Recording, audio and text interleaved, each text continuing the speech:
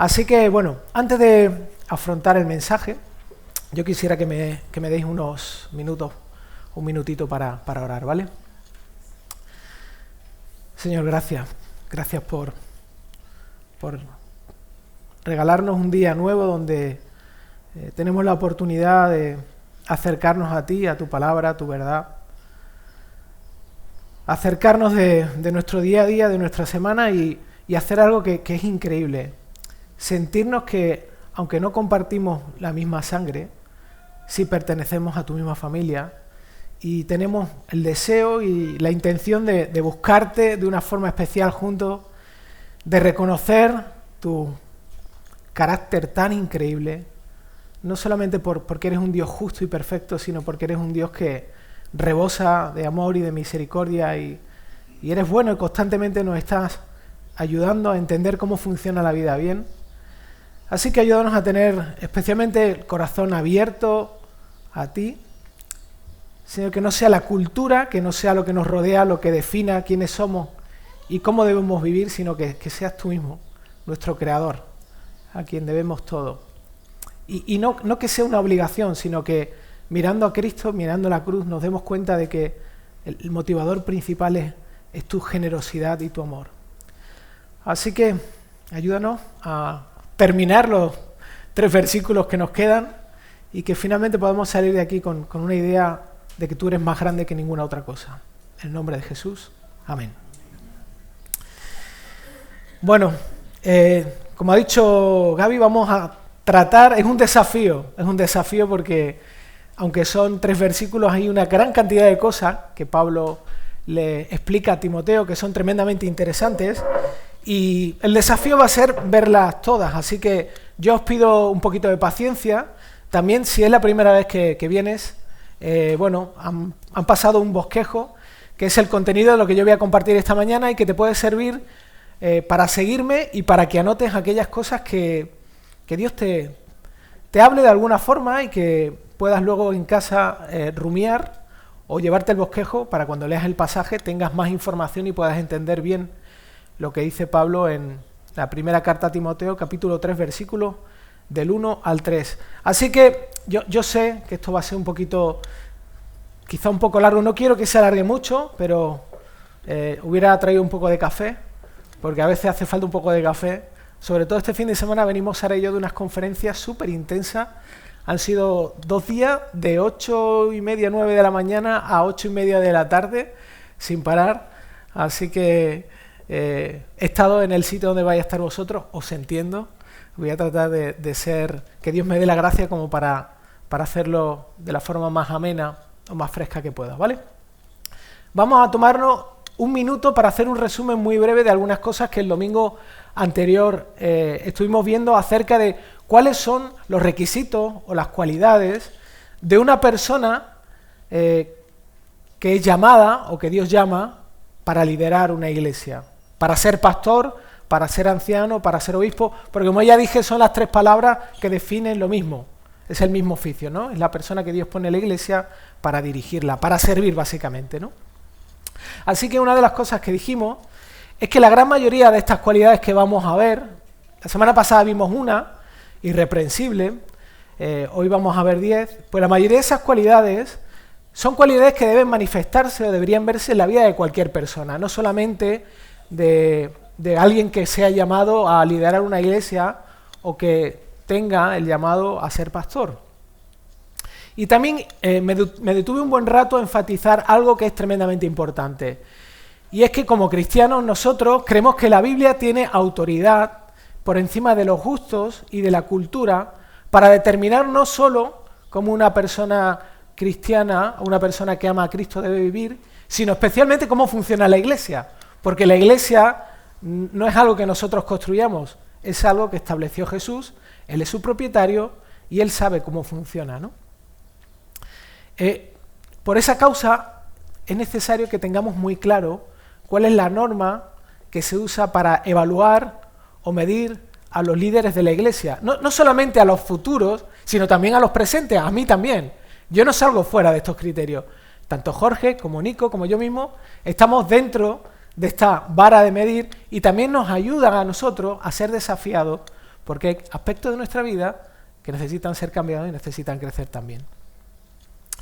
Así que también quiero que recordemos algo acerca del llamado pastoral, ¿no? Y es que Dios llama a personas a liderar su iglesia, pero dijimos que la iglesia es la que reconoce que estas personas realmente están cualificadas para ser líderes, pero no en base a sus gustos personales, si es más guapo, si es más feo, si tiene más pelo, si habla más, si habla menos, sino conforme al criterio que Dios ha determinado, ¿no? Conforme a los criterios bíblicos. Y hay un texto en el libro de Hechos, que es el libro por antonomasia, que nos cuenta el origen de la iglesia en el Nuevo Testamento, que modela esto de una forma muy clara, ¿no? Y está en Hechos 15, 22. En el contexto, la iglesia en Jerusalén estaba tratando un asunto en el que tenían que tomar una decisión, y fijaos lo que dice, ¿no? Lucas, cuando registra este momento, él dice: entonces pareció bien a los apóstoles y a los ancianos, con toda la iglesia, escoger de entre ellos algunos hombres para enviarlos a Antioquía, con Pablo y Bernabé, a Judas, llamado Barsabás, y a Silas, hombres prominentes entre los hermanos. Y fijaos, la decisión no la toman solamente los líderes, en este caso los ancianos, pastores, sino que lo hacen en consonancia con los apóstoles y con toda la iglesia, y lo que hacen es miran qué personas, en este caso, son prominentes, es decir, qué personas cualifican para realizar una tarea. En este caso, iban a ir a otras iglesias a llevar una carta, ¿no? Por último, algo que incidimos y que repetí bastantes veces, es que el liderazgo desde la cosmovisión cristiana tiene un énfasis en el carácter de la persona, y no en las cualidades naturales de esta. No estoy diciendo que no sean importantes, claro que son importantes, claro que son útiles, pero el énfasis del liderazgo está en el carácter de la persona. Y cuando me refiero a carácter, no me refiero a que sea una persona más afable, o más fuerte, o más dura, sino me refiero a un aspecto de transformación interna. Eso es donde hace el énfasis Pablo, ¿sí? ¿Por qué esto es tan importante? ¿Por qué es tan importante que la persona que va a liderar tenga un carácter que manifieste todo lo que Pablo va a describir a continuación? Pues muy claro, es algo muy sencillo. El carácter de un líder va a influir en toda la iglesia, va a influir en el crecimiento de la iglesia y va a influir en la salud espiritual de la iglesia, de cada uno de vosotros. De hecho, una iglesia no va a ser más de lo que serán sus líderes. Es así, esto pasa en la familia exactamente igual. A veces uno ve a los hijos y se da cuenta de que hay muchas cosas que son el reflejo de cómo son sus padres. Y en la iglesia pasa exactamente igual. Por eso es tan importante usar este criterio que viene de la sabiduría de Dios para poder determinar qué personas son las que cualifican, ¿no? Imaginaos en un equipo de fútbol, ¿no? ¿Cuánto afecta el entrenador que tenga el equipo? Afecta muchísimo, ¿no? Si es un buen entrenador, ¿qué ha pasado con muchos de estos equipos? Yo no me gusta el fútbol, así que no voy a tratar de hablar de algo que no sé. Pero bueno, puedo hacer observaciones generales y ahí sé que no me voy a equivocar, ¿no? Pero yo sé que hay equipos que han buscado a un entrenador determinado y que ese entrenador ha logrado levantar un equipo de la nada. Sí, han trabajado todos, pero el entrenador ha hecho una labor muy importante, porque era el que ha visto a los jugadores, ha potenciado las cualidades de cada uno de ellos y ha hecho que funcionen en coordinación, ¿no? La iglesia, en su aspecto funcional, es algo parecido a esto, por eso es tan importante, ¿no? Así que el primer requisito del que Pablo habla, que hablamos la semana pasada, es la necesidad de que un pastor sea irreprochable. ¿Y qué era irreprochable? Bueno, dijimos que irreprochable no era una persona perfecta, sino que es alguien que, aunque tiene luchas, no se le puede echar en cara ninguna actitud externa grave que pueda escandalizar y hacer tropezar a otros. Es una persona que, si bien no es perfecta, está en proceso. Es una persona que está en proceso de ser cambiada y que manifiesta que Cristo, que el Evangelio, está transformando la vida de esta persona. Y además debe tener otras cualidades que también veremos un poco más adelante, ¿no? Y algo tremendamente importante, porque quizás llegado a este punto he dicho, vale, me parece muy bien, yo nunca voy a liderar una iglesia, yo nunca voy a ser pastor, ¿no? Entonces, bueno, esta página de la carta a Timoteo la puedo arrancar, la arranco y sigo leyendo. Pero no es así, porque en realidad esto es algo súper interesante. Lo que Pablo le está diciendo a Timoteo es, cuando vayas a escoger o a ver una persona para que postule como líder de la iglesia, asegúrate de que sea un creyente verdadero. Porque estas cualidades que él describe no son de personas que se dedican al liderazgo, son las cualidades que cualquier creyente, cualquier persona que realmente tiene una experiencia con Cristo empieza a manifestar. Y es muy curiosa, ¿no?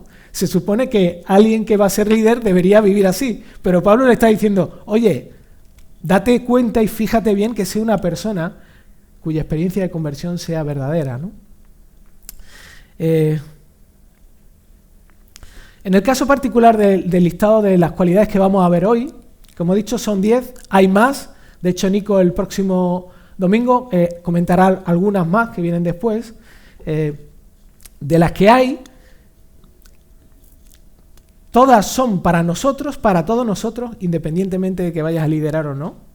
Salvo dos, que sí hace Pablo un énfasis muy especial, que es, primero, ser una persona apta para enseñar y que no sea una persona recién convertida, que no sea un inmaduro, que no sea un neófito, ¿vale? Pero el resto son para mí y son para ti también. En eso las compartimos, ¿vale? Así que volvamos a mirar, justamente a retomar cuáles son las cualidades de las que Pablo habla. Y es interesante que las que vamos a ver están dentro del ámbito del conjunto moral, ¿vale? Pablo está hablando de aspectos morales que de esa persona se ven hacia afuera y que se manifiestan de las diferentes o diversas formas que vamos a estar viendo. Es decir, son características que se ven de forma externa. Esto lo hablamos también el domingo pasado. Y lo que hacen, más que nada, es proyectan una imagen de credibilidad espiritual coherente con una vida donde Cristo está presente y es revelante. ¿Se entiende? O sea, no es solamente un listado de requisitos, es una especie como de fotografía de una persona que, como he dicho antes, por dentro, espiritualmente, está conectada con sus acciones externas. ¿Sí? No conocemos, o sea, Pablo no le podía decir a Timoteo, mira, tú tienes que ver a través de las personas y conocer su corazón. Pero Pablo lo que sí hace es, las personas que tienen estas cosas, que tienen esto en su corazón, que han sido afectadas, actúan de esta manera. Y al menos es un filtro donde tú puedes ver que hay una coherencia entre lo que dicen vivir y lo que viven realmente. Y vamos a abordar la primera de ellas, o mejor dicho, la segunda, que yo sé que puede ser un poco polémica, culturalmente va a ser muy polémica, no me importa. Igual hay gente que no le gusta esta realidad, pero yo me voy a ajustar a lo que dice, lo que Dios ha dejado registrado en la Biblia, así que a quien no le guste que lo discuta con Dios, no conmigo, ¿vale? Así que, bueno,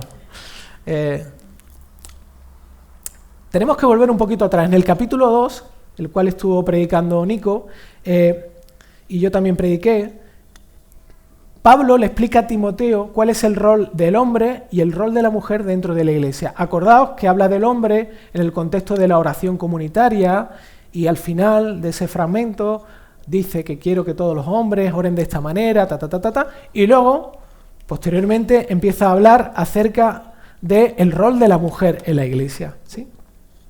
Y no tengo tiempo de desarrollar esto, porque si no, esto sería algo a desarrollar en varios mensajes, y no quiero que seáis yo ayer. Quiero que terminéis fresco y que no terminéis agotados. Pero la posición que tiene la Biblia respecto a esto es la siguiente, que el rol del hombre y la mujer es complementaria, ¿vale? Hay algunos teólogos o algunas líneas de pensamiento cristianas que dicen que el hombre y la mujer son iguales. Bueno, bíblicamente eso no es así. No es así. Sus roles son complementarios. Tienen una posición complementarista, ¿vale? Eso quiere decir que ambos tienen el mismo valor. Para Dios, el hombre y la mujer tienen exactamente el mismo valor. Pero tienen diferentes roles que se complementan entre sí, ¿no? La mujer es, ¿qué es? La ayuda idónea. No es una ayuda, es la idónea, es la que encaja perfectamente con el hombre. Y viceversa, y que en su conjunto, el hombre y la mujer, cuando se unen en matrimonio, lo que expresan es la riqueza de la Trinidad divina. Obviamente de forma imperfecta, Pero en realidad el matrimonio existe porque Dios existe y porque Dios ha querido que a través de esta unión de un hombre y una mujer se muestre hacia afuera la gloria de Dios, su calidad como Dios, como ser creador. ¿Vale? Así que cuando Pablo se refiere al liderazgo de la iglesia, lo vimos en el capítulo 2, se está refiriendo a un rol que debe ocupar el hombre. Y el argumento que utiliza no es porque yo lo digo. Pablo utiliza un argumento muy fuerte, que es el orden de la creación. Y él dice en esos versículos del capítulo 2, de la primera carta a Timoteo, versículos 12 y 13, dice: yo no permito que la mujer enseñe ni que ejerza autoridad sobre el hombre, sino que permanezca callada. Y ahora da la razón aquí. ¿Por qué? Porque Adán fue creado primero y después fue creada Eva. No olvidemos que Pablo está hablando en el contexto de la iglesia. No es que se la ha sacado de la manga. Estaba tomándose un café y de pronto dijo eso. No. Está escribiendo una carta y está hablando de cómo funcionan las cosas en la iglesia y está en el contexto de la iglesia. Entonces, no se refiere a grupos pequeños, no se refiere a un grupo, una conferencia de mujeres, no. Se está refiriendo en el contexto de algo como estamos nosotros ahora mismo, donde la iglesia está junta de una forma especial cuando tenemos nuestras reuniones, como toda la iglesia, ¿no? Así que no está hablando del contexto tampoco familiar, aunque el marido tiene que liderar, pero la mujer puede enseñar a su hijo y debe enseñar a sus hijos, ¿no? Ahora bien, yo sé que hay muchas personas que no les gusta esto. No les gusta, dicen, bueno, esto es injusto, ¿no? Especialmente hay mujeres que dicen, esto es injusto. A ver, si tú quieres buscar otra alternativa, vas a tener que hacer una cosa, vas a tener que leer Génesis de otra forma. Porque yo leo Génesis y yo no puedo cambiar el orden de la creación. O sea, Dios creó primero al hombre y luego creó a la mujer. Y si Pablo, su argumento se apoya sobre eso, como lees Génesis, ¿qué hace? Recortas los versículos y le das la vuelta, los reescribes, no se puede hacer, ¿no? Y el problema es que si esto no es así, si yo interpreto Génesis de otra forma, entonces ¿qué otras partes de la Biblia no son para nuestro tiempo? Porque eso es lo que suele ocurrir.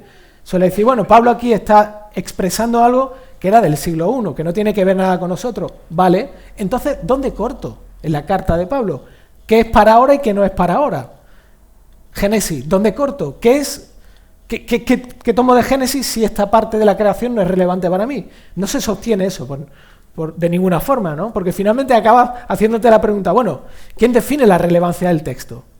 Cuando yo voy a la Biblia, ¿quién define que eso es relevante? ¿La cultura, mis gustos o lo que Dios ha determinado en su amor que es mejor, ¿no? Finalmente, la única opción que yo tengo personalmente y debiera tener toda persona que conoce la Escritura es la mejor opción es Dios. Nico estuvo predicando hace varios domingos atrás de que no sabemos nada. Creo que esa es la mejor premisa como para decir, mira, ante la duda, creo que Dios siempre va a ganar, porque Él es sabio y lo sabe todo, ¿no? Y no es ignorancia para mí esto, no es ser ignorante, porque si uno conoce el carácter de Dios, sabe en manos de quién está. Así que, para más Inri, algo súper interesante es que Pablo comienza el capítulo 3 diciendo, palabra fiel es esta. Es como que Pablo está diciendo, mira, puede que tengáis dudas con esto. Pues si hay algo en lo que tenéis que estar seguros, es en esto que yo estoy diciendo, no porque lo diga yo, sino porque viene de parte de Dios, ¿no? Así que, ahora que hemos llegado a este punto, pues está claro, ¿no? Cuando Pablo se refiere a marido de una sola esposa, asume que se está refiriendo a un hombre. Marido de una sola esposa. Ahí no hay forma de entenderlo de otra manera, ¿no? Ahora bien, esto no quiere decir que la mujer no pueda estar igual o más capacitada que un hombre.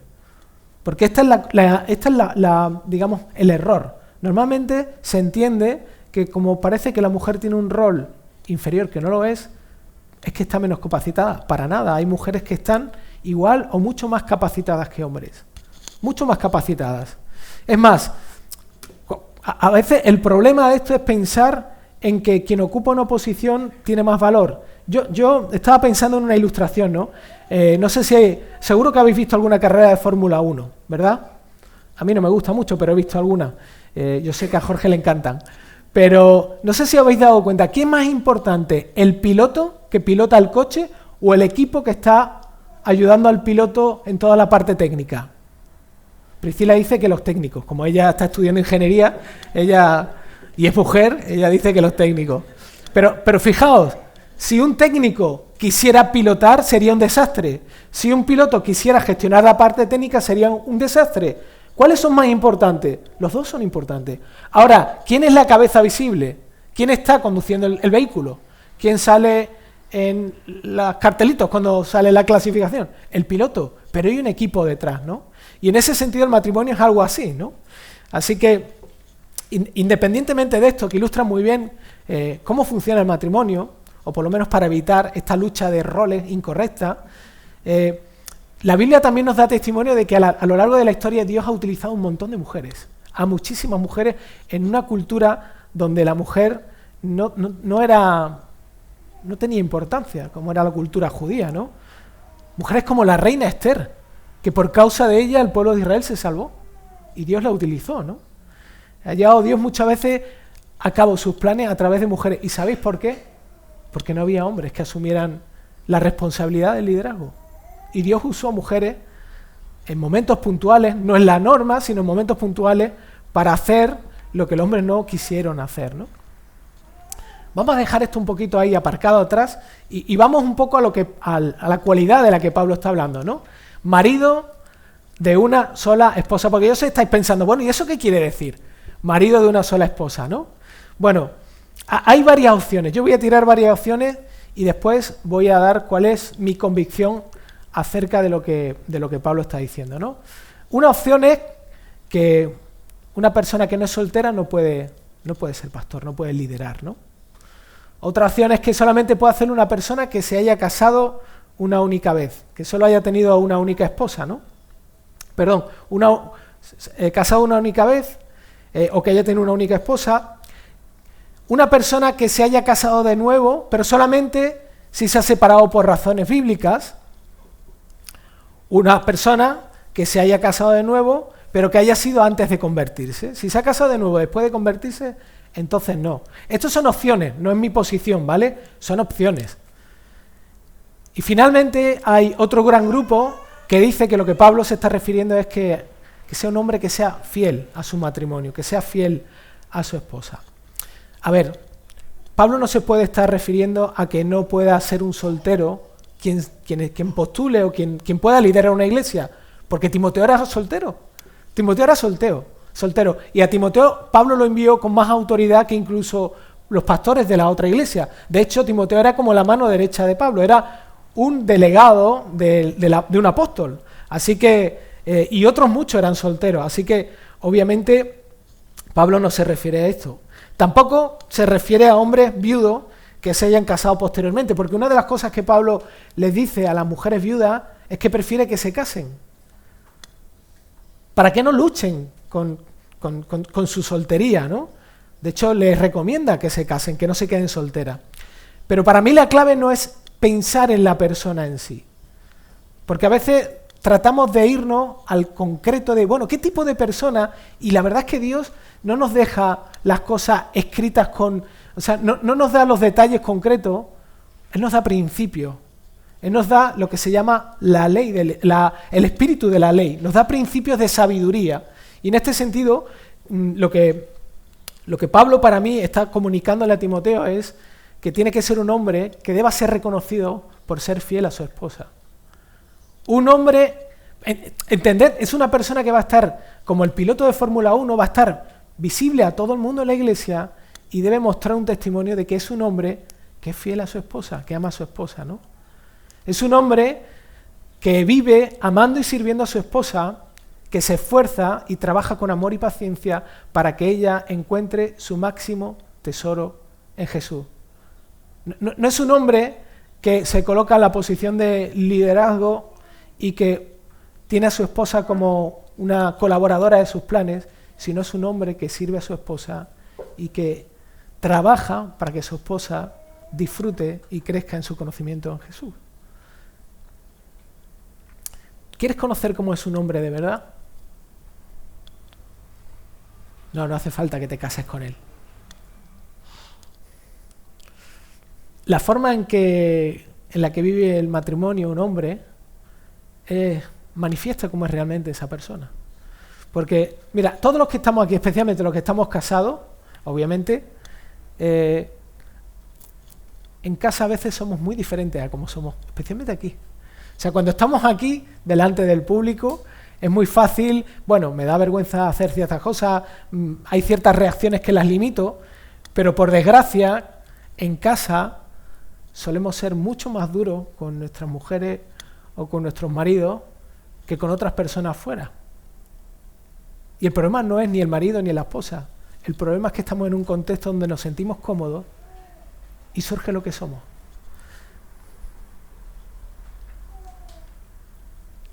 Así que a lo que Pablo se refiere y con lo que dice acerca de este requisito es que cualquier tipo de inmoralidad o infidelidad durante su vida como creyente de esa persona descalifica a un hombre para servir como líder de la iglesia. Hay casos y hay casos, pero yo personalmente, particularmente, y lo mencionaré al final del mensaje, estoy convencido de que hay un aspecto de que la persona que lidera debe mantener hacia afuera una credibilidad, y si esa persona ha caído en inmoralidad o infidelidad, queda descalificado para ser pastor. Ahora bien, esto no quiere decir que Dios no perdone y restaure a esa persona. Dios puede perdonar y restaurar cualquier tipo de pecado. El Evangelio puede perdonar cualquier tipo de pecado. Ya lo han dicho los niños hace un ratito, ¿no? La sangre de Jesús limpia. El agua no, la sangre de Jesús limpia todo. Ahora bien, esa persona ha quedado moralmente descalificada para ostentar, para poder ocupar una posición de liderazgo. Eso no quiere decir que Dios no la ame, ¿sí? Os voy a poner un ejemplo que vais a entender muy bien. El caso del rey emérito. ¿Qué ha pasado con el rey emérito? Bueno, abdicó, pero por causa de las irregularidades económicas que él cometió con la agencia tributaria, es una persona que tiene una mancha en su expediente. Era rey, pero ahora es un rey cuestionable por lo que ha hecho.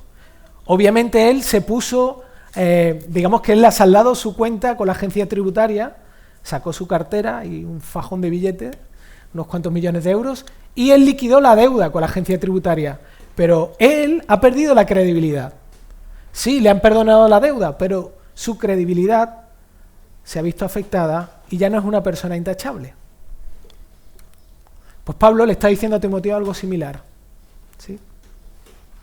Siguiente de las características. Ser sobrio, ¿no?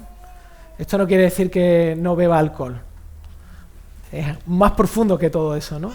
Pero fijaos qué interesante, esta cualidad está relacionada con las siguientes que vamos a ver, con las dos siguientes, y tiene que ver con lo siguiente: llevar una vida bien ordenada. Aquí las mujeres se están frotando la mano. Por fin, el orden a casa.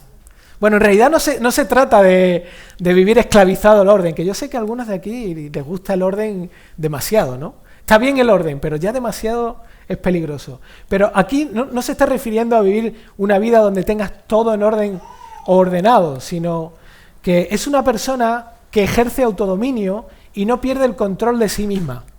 Es una persona que tiene autodominio, es alguien moderado de las cosas, no desvaría, sino es una persona moderada en su carácter. Es una persona libre de todo exceso, pasión o impulsividad. Y es una persona que se caracteriza por la estabilidad emocional. Y una persona que no pierde la calma en las situaciones difíciles. No pierde la calma. No es una persona pasiva. A veces pensamos que las personas calmadas son las que están sentadas y le puede explotar una bomba al lado y ni se inmutan. Hay gente que eso no es calma, hay gente que son totalmente pasivas. Son personas que están mirando, observando las circunstancias, entienden las circunstancias, analizan las circunstancias y las afrontan con calma. Eso es una persona sobria, ¿no? Luego Pablo le dice también que esa persona debe ser prudente, ¿no? Y ser prudente es una persona que es capaz de ejercer juicios sensatos y equilibrados. Es una persona que no se acerca a las personas o a las circunstancias con prejuicios. No hace un análisis de la persona antes de verla, o de las circunstancias y llega a conclusiones, sino que es prudente, es comedida, espera. El otro día comentábamos con Nico algo muy interesante, ¿no? Algo que quizá no nos damos cuenta. Lo imprudente que somos, porque vemos a la gente y automáticamente inferimos cosas de ella. Vemos a una persona que quizá no tiene el estilo que a mí me gustaría en su forma de vestir, y uno empieza ya a inferir cosas de esa persona. Es descuidada, quizá no tiene un nivel intelectual muy alto. En cambio, vemos una persona con buena apariencia y empezamos a intuir cosas de esa persona que realmente la cultura es la que nos ha bombardeado con esto, ¿no? Una persona prudente no hace eso. No saca sus propias conclusiones a base de los chismorreos, ¿no? Y también hace algo increíble, ¿eh? No participa de los chismorreos, no participa de la murmuración y sabe cortarlo de forma sana. Uno de los pecados mayores que hay en el mundo y especialmente en España, los chismorreos. Nos encanta enterarnos de la vida de otros, nos encanta indagar en los errores de otros.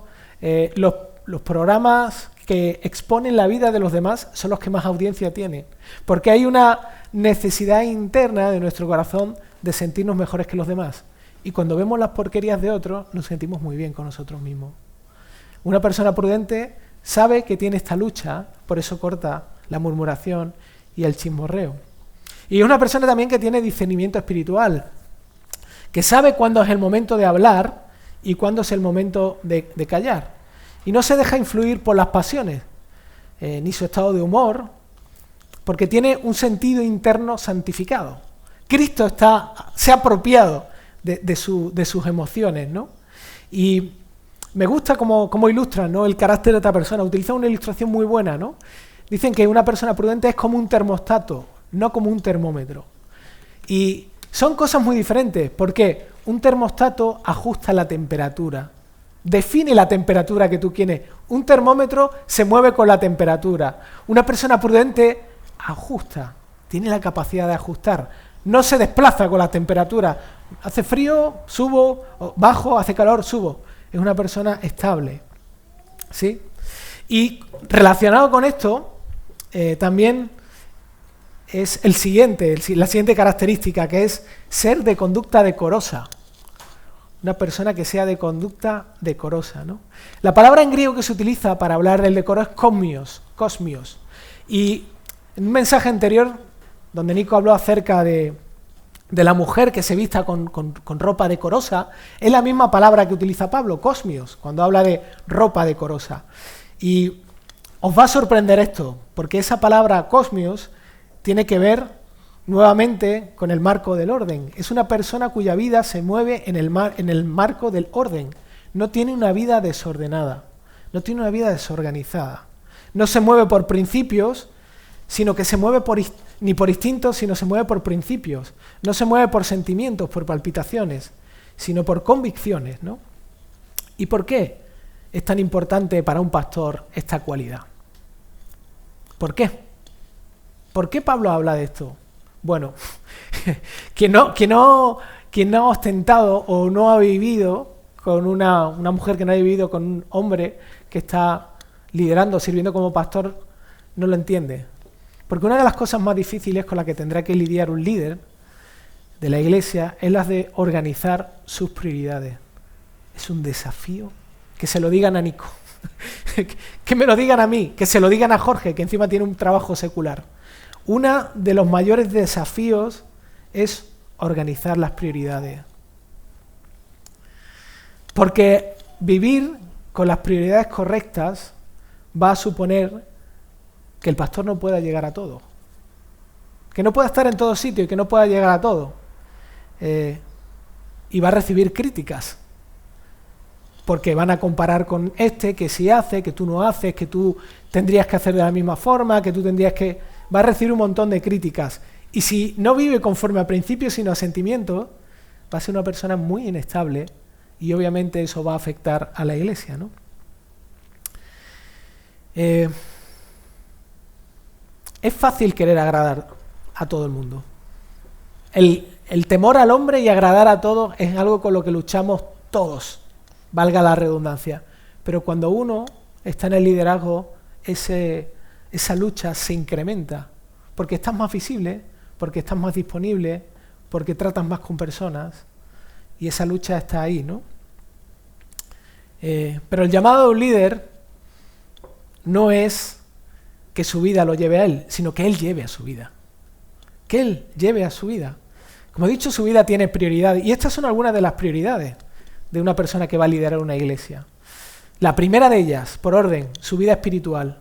La persona que está pastoreando una iglesia no es que tenga menos necesidad que quien no está pastoreando a nivel espiritual. No solamente tiene la misma, sino tiene más necesidad espiritual. Mucha más. Porque es tremendamente fácil comenzar trabajando en las tareas de Dios y abandonar al Dios de las tareas en el camino. Hay tantas tareas y hay tantas cosas que uno tiene que asumir que a veces, y a mí, yo soy el primero que lucho con esto, a veces estoy más enfocado en el trabajo que tengo que hacer que en mi necesidad de que sea Dios quien me dé la capacidad para poder hacer lo que me pide hacer. La sobrecarga, la tentación a ser eficiente, el orgullo, la vergüenza, todo ese tipo de cosas rápidamente desbancan una de las necesidades esenciales que tiene todo cristiano, ¿no? Que es cultivar la relación cercana con Dios. Pero algo tremendamente importante es que si una persona, un líder, no cultiva su relación con Dios, no tiene nada que dar. No tiene nada que dar. Quizá tiene muchas cualidades naturales, igual es una persona muy elocuente, una persona muy graciosa, muy simpática, tiene don de gentes, pero si no tiene el Espíritu de Dios, no tiene nada que dar. Lo que da no tiene poder. Por eso es tan importante que cultive su vida espiritual y que la iglesia lo ayude a que no abandone esto. La segunda es su familia. Su familia. La familia es el primer ministerio, lo dice Pablo, ¿no? Uno de los requisitos de los que hablará Nico es justamente cómo funciona la familia, cómo están las cosas en el hogar, ¿no? Y como dije el domingo pasado, el hogar es el laboratorio del ministerio. Lo que tú vivas en tu casa, en el hogar, es lo que vas a modelar en la iglesia. Y es triste porque hay una gran cantidad de pastores que cambian las prioridades y ponen a la iglesia antes que su familia. ¿Y qué pasa? Pues normalmente las familias suelen sufrir. Suelen sufrir. Su hijo, se pierden etapas de su hijo donde los padres tienen que estar presentes, tienen que acompañarlos, tienen que discipularlos, tienen que amarlos, tienen que confrontarlos. Y se olvidan de que si su hogar no funciona bien, la familia tampoco va a funcionar bien, ¿no? Por otro lado también la capacitación ministerial.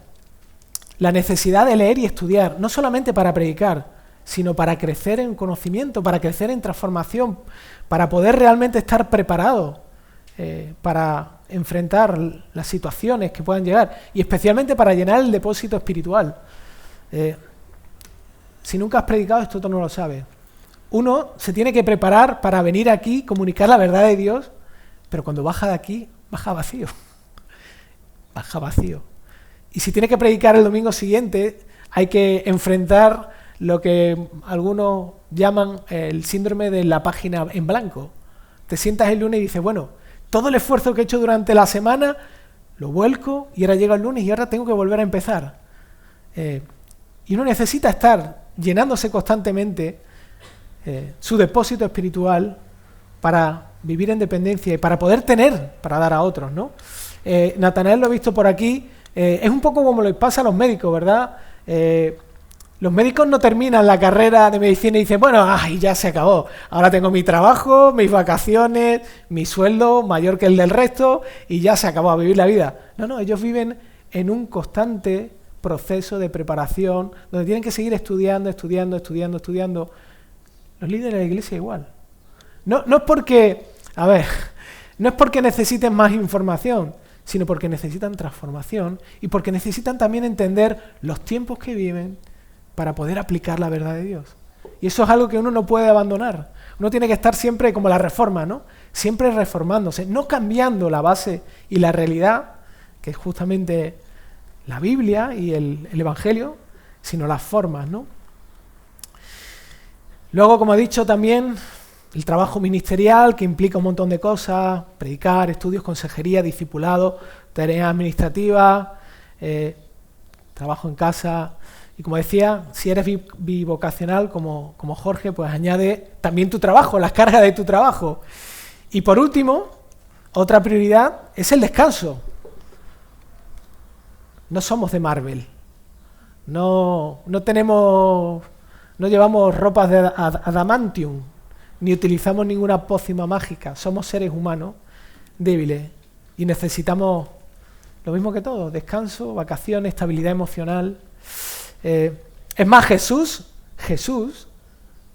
descansó un montón de veces. Jesús se iba a descansar un montón de veces y en Marcos 6:31 invitó a sus discípulos a que descansaran también. Así que el descanso es necesario. Y en muchos casos, ¿sabéis lo que pasa? Que la falta de eficacia en el ministerio es debida, sí, al descuido de cultivar tu situación, tu estado espiritual, tu conexión con Dios, pero muchas veces descuidar el descanso, ¿no? Curioso que Dios determinó que el ciclo, antes de que entrara el pecado al mundo, era 6 días de trabajo y 1 de descanso. Dios ya contaba con que el descanso era parte prioritaria del ser humano, ¿no? Nadie dice amén, o sea que nos gusta descansar. Bueno, clave para que un líder pueda manejar todas estas responsabilidades y poder colocarlas en prioridad. Uno puede decir, bueno, quizá tengo que aplicar un método para organizar esto mejor. Bueno, hay una clave esencial para esto, ¿no? Y muy sencillita para mantener todas estas cosas en el orden. ¿Sabéis cuál es? Aprender a decir no. Hay cosas a las que una persona que lidera tiene que aprender a decir no. Obviamente necesita ser sabio para saber a qué y cuándo decir no. Porque como he dicho antes, su inclinación será la de tratar de agradar a todos. Esa será su lucha, ¿no? La lucha de la persona que está ahí visible liderando. Voy a intentar ir un poquito más rápido, ¿vale? La siguiente es ser hospitalario. ¿Sí? Cuando Pablo está hablando de ser hospitalario, no está diciendo que hay que tener la casa llena de gente. No está diciendo eso, ¿vale? No está diciendo, mira, el pastor tiene que tener la casa siempre llena de gente. No, necesita su tiempo, necesita su soledad, su intimidad, necesita su tiempo de descanso. Sino que el énfasis tampoco es que la casa deba estar llena de amigos, ni tenerla disponible para todo el mundo que necesite. La palabra que se utiliza aquí, que de hecho en griego es justamente la contraria a xenófobo.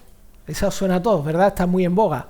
Xenófobo. Hoy se le llama xenófobo a todo el mundo. En realidad xenófobo es alguien que odia al extranjero o al desconocido. Bueno, la palabra que Pablo usa aquí es siloxenón, que quiere decir amigo del extranjero.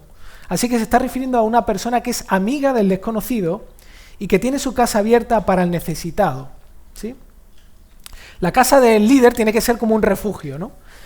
Sitio donde las personas se sienten cómodas, se sienten escuchadas y reciben instrucción, consejo. Y esta es la verdad que esto de ser hospitalario en esta cultura es un problema, es una lucha que tenemos. Porque a la mayoría nos cuesta entender algo, nos cuesta entender que tu casa, que mi casa no es mía, no son nuestras. La escritura sí tiene nuestro nombre, pero las casas no son nuestras. Cuando Cristo nos compró a nosotros y compró todo lo que teníamos que es suyo, que antes era suyo. Así que nos cuesta entender esto, ¿no? Especialmente, yo sé que a las mujeres les cuesta esto. Les cuesta porque son celosas del orden y de la organización y necesitan que sus casas estén perfectas. Y no están dispuestas a disfrutar de abrir sus casas a la hospitalidad, porque necesitan tener todo bajo control. Somos esclavos de la comodidad y también de la superficialidad. Y la privacidad para nosotros es un bien demasiado precioso. Y nos perdemos mucho en este sentido, ¿no? Porque en el Nuevo Testamento, obviamente, la hospitalidad no era una opción, era una necesidad, porque los cristianos eran perseguidos y se iban sin nada, como le ha pasado a muchos de Ucrania, que salen de sus casas sin nada y sin la hospitalidad no tenían sitio donde comer ni donde vivir.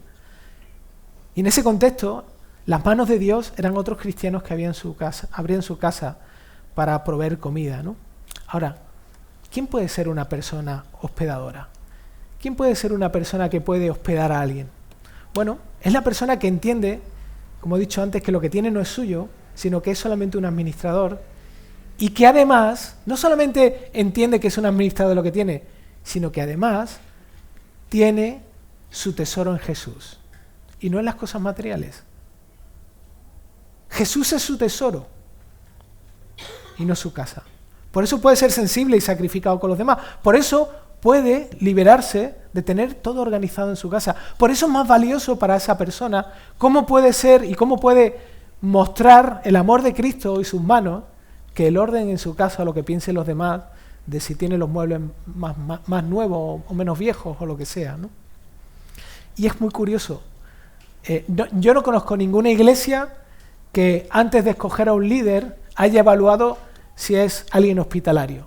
Normalmente se evalúa si viene de un seminario, si tiene la titulación, si tiene experiencia en otra iglesia, pero no se evalúa si es una persona hospitalaria. Que yo lo sepa, es algo que para Pablo es importante y para Dios mismo, pero que normalmente no es importante. Bueno, el siguiente. Esta es una de las características, como he dicho antes, que es específica para las personas que van a liderar la iglesia. Y tiene que ver con el tema de enseñar, ¿no? Y es muy interesante porque está encuadrada en las características morales. Es raro, ¿no? ¿Cómo que vas a hablar de cuestiones morales y de pronto me dices que tiene que ser una persona apta para enseñar? Bueno, ¿por qué? Porque una persona con un carácter que no esté siendo transformado por el Evangelio no va a ser apta para enseñar. No va a ser apta para enseñar. La capacidad de enseñar no depende principalmente de la inteligencia, sino del carácter de esa persona, de sus motivaciones, de lo que ama, de lo que busca, de lo que quiere, qué es lo que anhela de verdad esa persona, ¿no? Tiene que ser una persona que tenga cualidades para explicar y aplicar verdades bíblicas a la vida de las personas. Pero además, la palabra que se utiliza ahí es dictation, de didáctico en griego, y esa palabra tiene que ver con enseñanza, pero no solamente con que esa persona sepa enseñar, sino que también sea enseñable. Una persona que no es enseñable, una persona que piensa que no necesita seguir aprendiendo, no está capacitada para enseñar. Va a ser una persona que probablemente lo que sabe lo utilice para sí mismo, no para servir a los demás. Además, todos los líderes de la iglesia deben ser aptos para enseñar. Y esto es muy importante, es un requisito imprescindible, pero no todos están obligados a hacerlo en el mismo grado. Es verdad que Nico y yo estamos mucho más aquí, se nos ve, somos los que predicamos, somos los que compartimos, sí, Dios nos ha dotado de cualidades para hacerlo, pero el hecho de que en este caso Jorge no lo haga, no quiere decir que él no esté desarrollando la capacidad de enseñar en otro contexto distinto, por sus cualidades y por sus capacidades, ¿sí?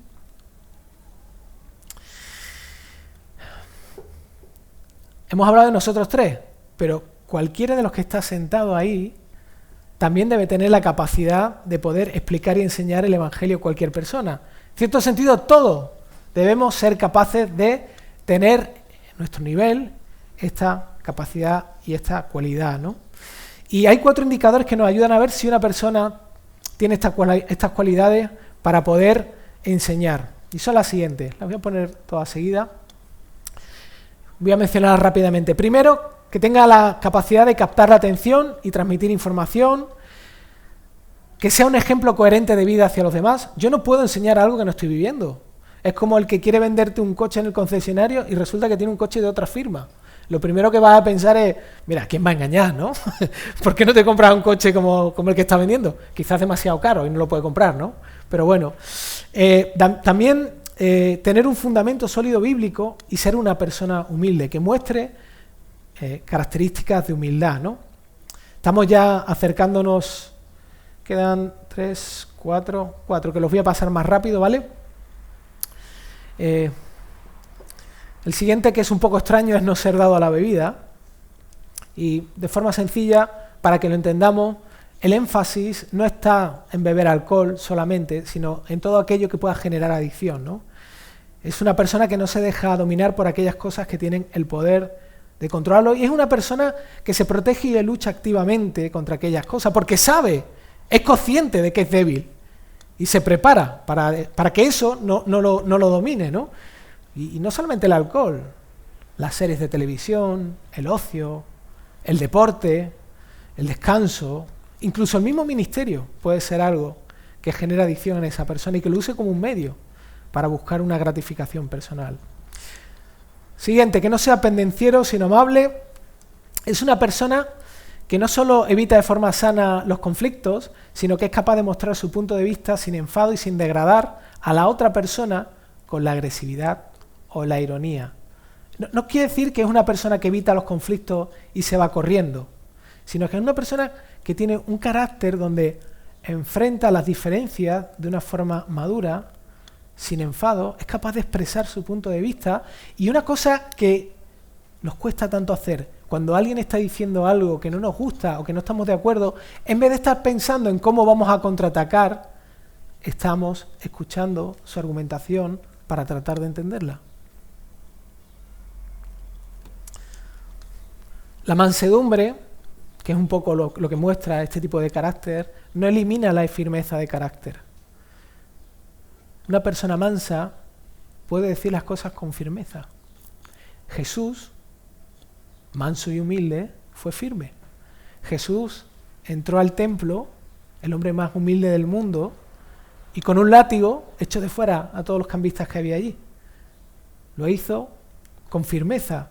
Y no lo hizo porque fuera una ofensa personal, sino porque le dolía en el corazón en lo que habían convertido el templo, ¿no? Muy rápidamente, no ser contencioso, que básicamente está muy relacionado con lo anterior, es ser una persona pacífica que no tiene una actitud negativa en contra de los demás y sus ideas, ¿no? No sé si conocéis a personas que siempre están, yo conozco a personas, da igual la conversación que tengan, siempre están en contra. O sea, siempre tienen algo que decir en contra. No, yo estoy en desacuerdo, pero ¿sabe de qué estoy hablando? No tengo ni idea, pero estoy en desacuerdo. Hay gente que son así, gente que son... en fin, es muy difícil hablar con estas personas, tener una conversación, ¿no? Pero una persona contenciosa es una persona que no es celosa, no es egoísta, no es insegura, y tampoco es una persona que se reconoce como alguien amargado, ¿no?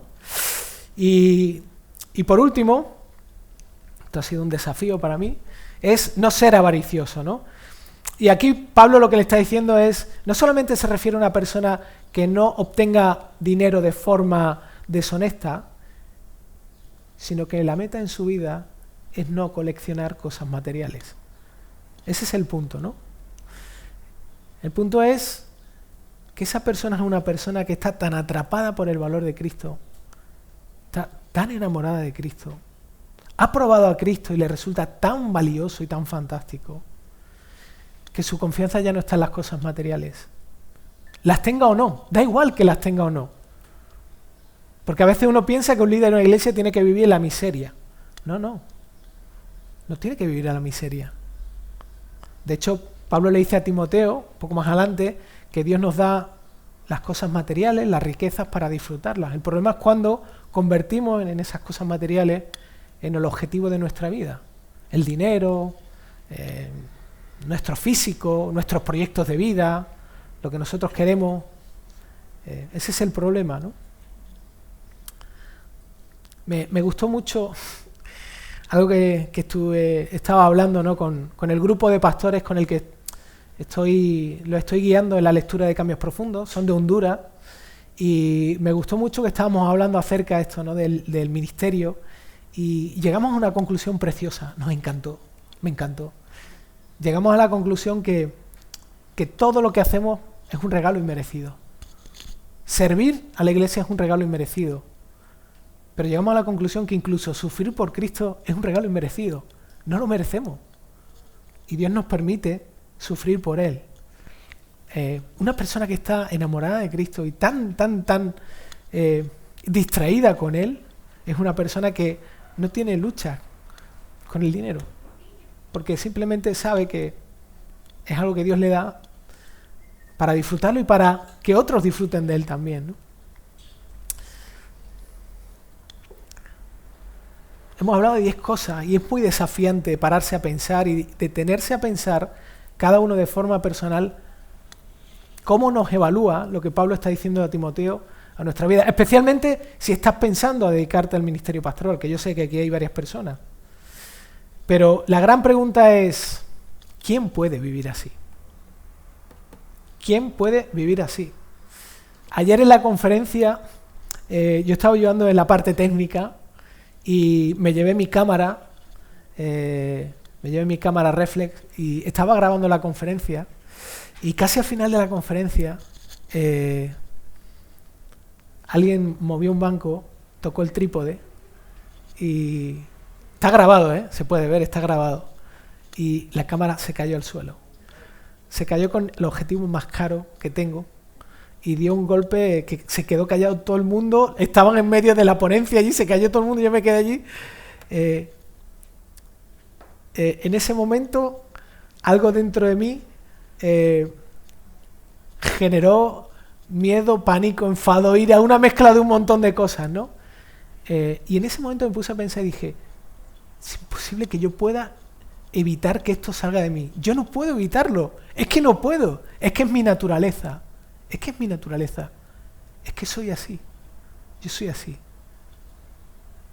Y llegué a la conclusión de que todavía necesito a Cristo, más de lo que yo pensaba, ¿no?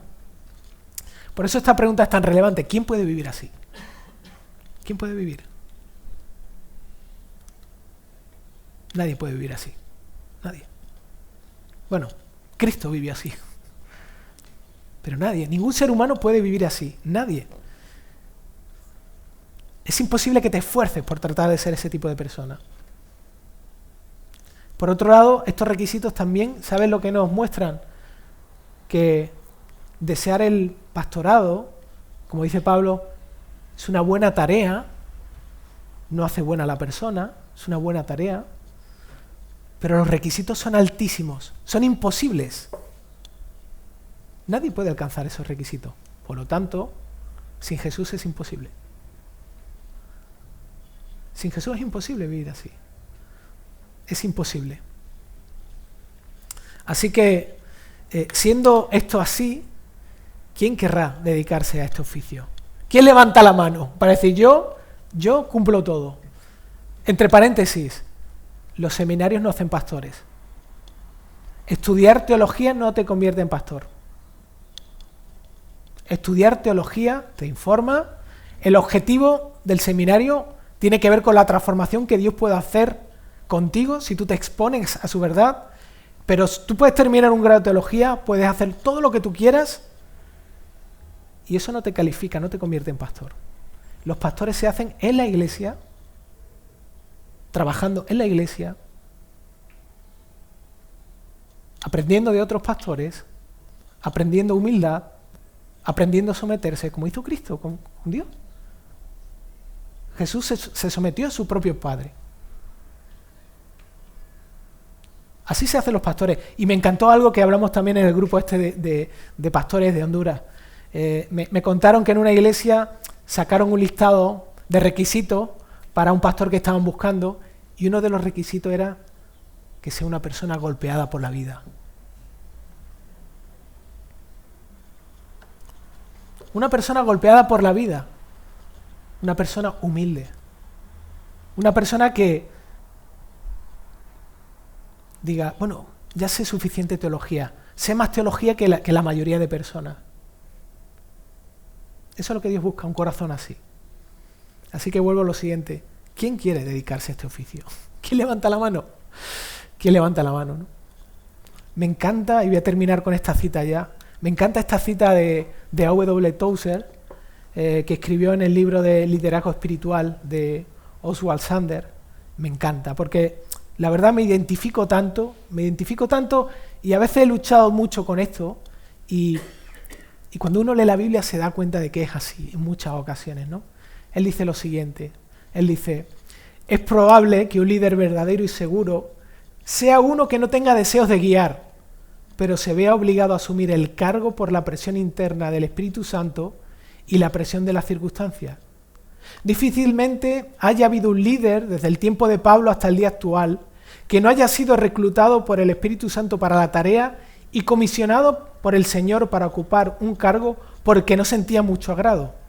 El hombre que tiene ambición de guiar está descalificado como líder. El verdadero líder no tendrá deseo de enseñorearse sobre el patrimonio de Dios, sino que será humilde, benigno, abnegado y estará totalmente preparado para seguir cuando el Espíritu elija a otro para guiar.